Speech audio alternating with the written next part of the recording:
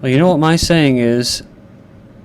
There's nothing better. The only thing better than doing a video, spending 40 minutes on it, is watching it crash and losing it and having to sit there and do it all over again. Good times, man. Good times. World's population to reach 11 billion by 2100. So this new analysis reveals that the world's population will surge to nearly 11 billion by the end of the century. So it goes on here, says that fertility in Africa plays a major role in the projected rise, while the experts had earlier expected the area's birth rates to decline more quickly than they have. So fertility decline in Africa has slowed down or stalled to a larger extent than we previously predicted. Says also that women's lack of power, because they're victims in dealing with men, and traditions such as early marriage and polygamy have also slowed change in Africa. That's right, they want you to go around there and screw every single person on the face of the earth, total strangers, until you're about 50 when you can barely have kids, and then go to the doctors and the experts to have one. Basically pursue a career, just pursue a career and education and all that before you try getting children. So. But what's interesting is that here that in other areas of the world, fewer major population changes are expected. They may see modest increases due to longer life expectancies. They also estimated that Europe might have a slight dip in population due to a below replacement birth rate, as more people are dying than born at the area. So, you know, Asians for Asians, Africans for Africans, and everybody else for Europe and North America. That's the way it goes. And so, you know, of course, eugenics is aimed at them. So this is good news as far as the Africans resisting this.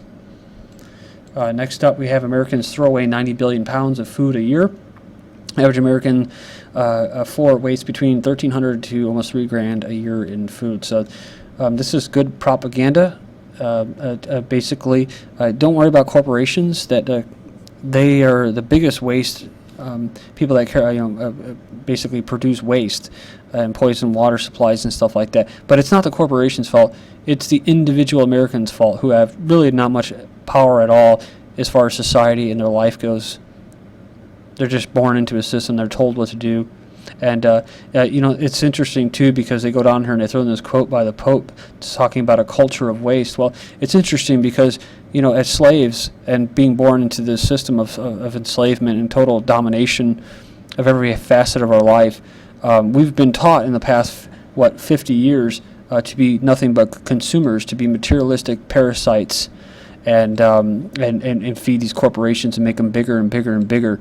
So I just find it kind of funny that they blame the individuals for this culture of waste, when you have these corporations that used to make good quality products that produce a bunch of synthetic shit that's made to throw away. You know, you get a dent in your car, just throw it away, get a new car.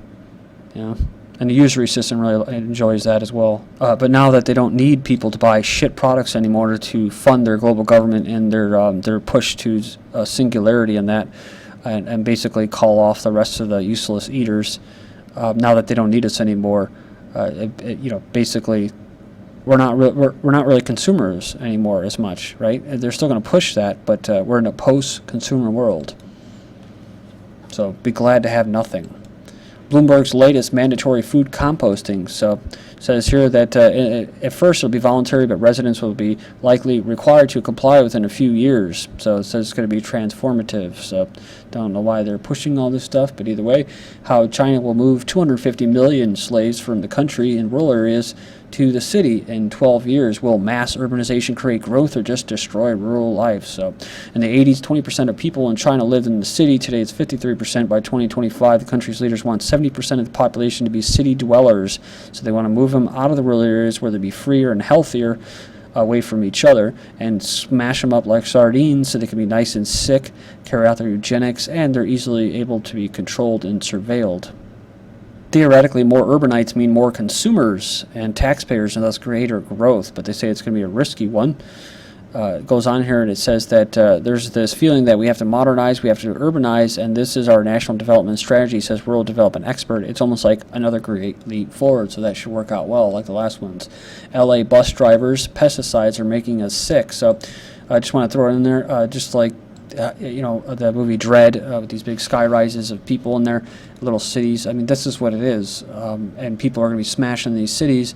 Rural areas will be for growing organic food for the Politburo and the elites. This is on record. This is true. This is a fact. The Chinese, they'll get fed their garbage-fed beef, synthetic plastic rice, genetically modified crap crops, if they're lucky, to get enough government credits, and all the open land will be used for nice organic food. And of course, they eventually they'll just be fed each other like Soylent Green. LA bus drivers, pesticides are making us sick, so a petition calls for an end to spraying in buses. So they say it's the last place you expect, but it says bus drivers are getting sick. Also, it says here, among their health allegations, headaches, nausea, dizziness, which sometimes strike when they're behind the wheel. They say it's standard industry practice and very common, so it's okay. There haven't been any known health issues for passengers, but if the drivers are getting sick, this is enough indication that it's not safe. So, and it's just like low dose of radiation. So that bus driver's sitting in there, and he's there more than the actual passengers, so that's why he's probably getting sick. Study uncovers gross hand-washing stat. 19 out of 20 of U.S. are doing it wrong. So following a trip to the toilet, some 95% of people don't wash their hands properly, meaning long enough actually to eliminate bacteria. So it says here the purpose of geoengineering and chemtrails is death. So it says through May of 2013, Southern California, home of 22 million people, received by far the most powerful daily aerosol attacks this writer has seen since the learning of the geoengineering issue in 2007. The sky remained whited out, and mountains tens miles away are barely visible due to the toxic chemtrail fallout.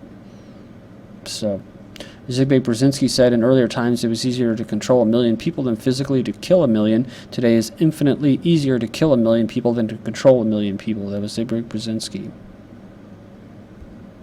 So the likely result is democide, if not stopped completely, according to this professor in Hawaii. Democide is the murder of any person or people by a government, including genocide, politicide, and mass murder. Secondary purposes include geoengineering, including control of the climate, weather for warfare, and profits in destroying the natural world, while further the transhumanist synthetic biology agenda.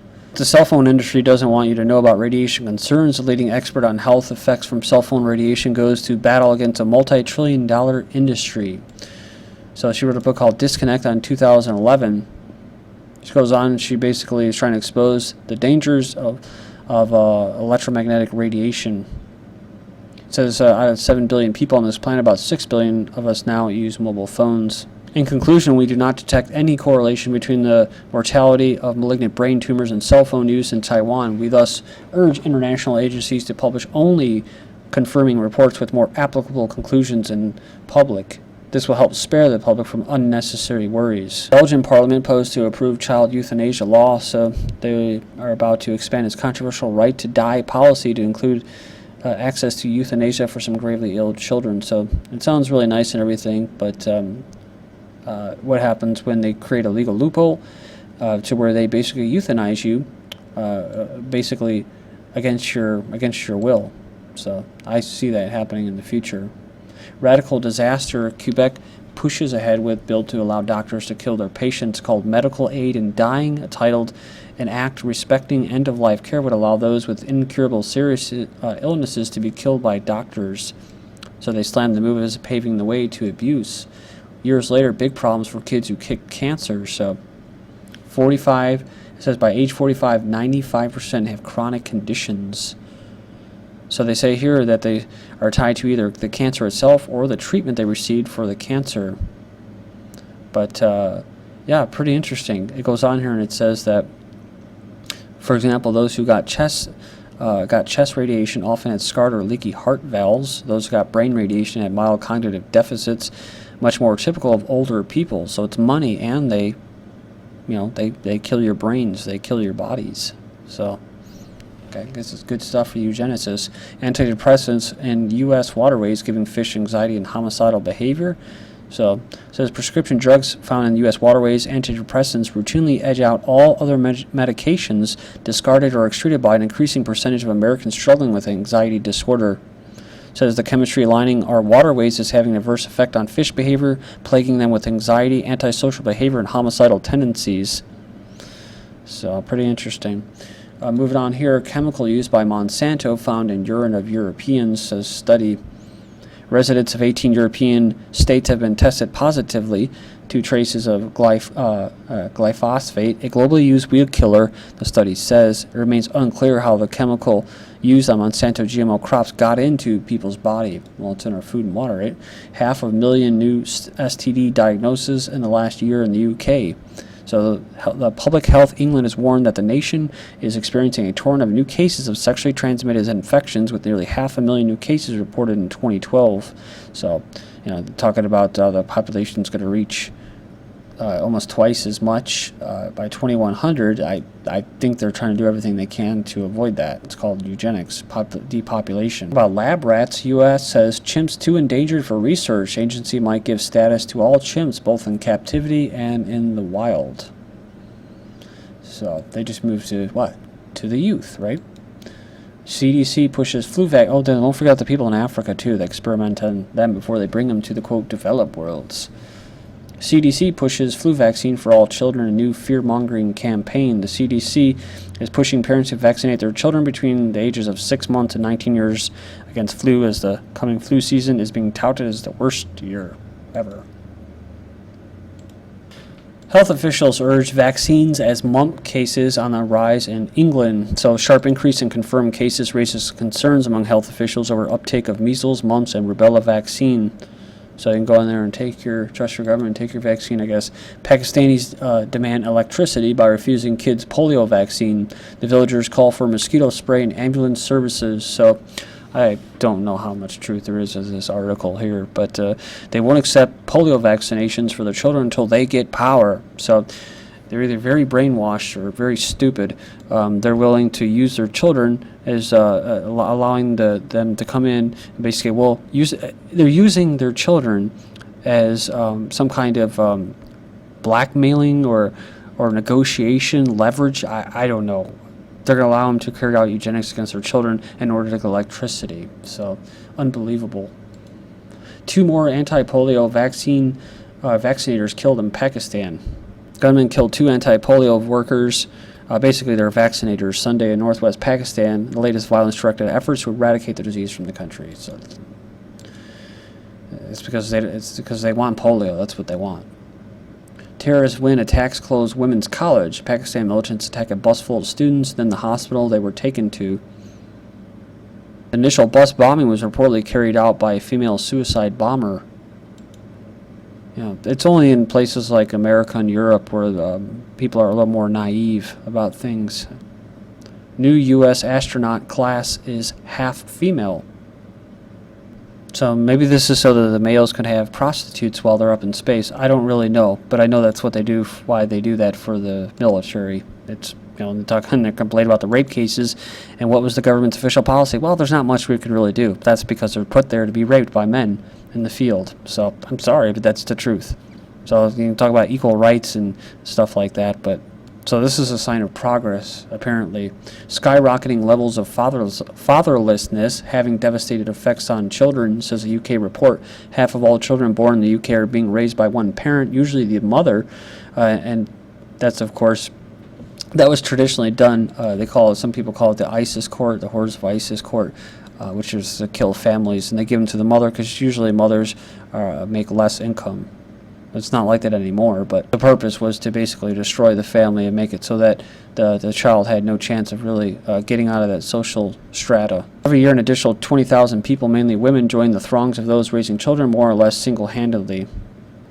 It says that 1 million children in Britain are growing up having no meaningful contact at all with their fathers, is compounded by the dearth of male teachers in school. The effect of the absence of fathers, they say, is devastating.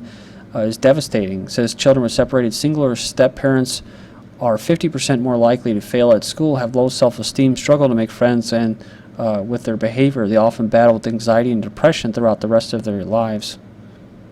92% of all the lone parent households with dependent children are headed by mothers. Indications of future instability are reflected in the continued increase in the number of people cohabitating. Parents who cohabitate are 3 times more likely to have separated by the time their child is age 5 than parents who are married. As we soppily mark Father's Day with cards, socks, and sentimentality and meals, out, we should remember that in almost all cases, the absent parent is the father. A child is more likely to have a TV set in the bedroom than a father at home. Thank you.